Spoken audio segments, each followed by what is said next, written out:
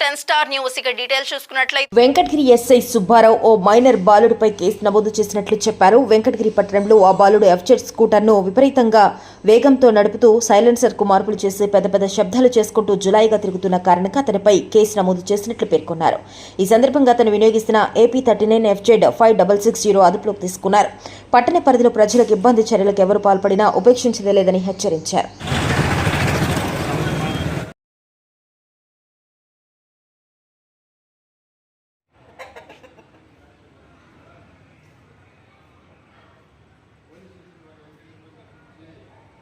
నమస్కారం సార్, నేను వెంకటగిరి ఎస్ఐని. నా పేరు సుబ్బారావు.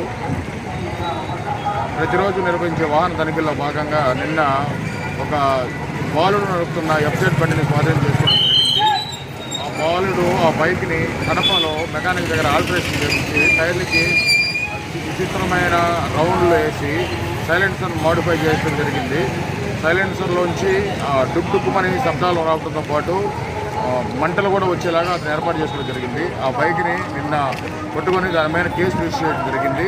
ప్లస్ ఆ బాలుడి తల్లిదండ్రులు కూడా పిలిపించి వార్నింగ్ ఇవ్వడం జరిగింది. దీనిపైన FIR నమోదు చేశాము.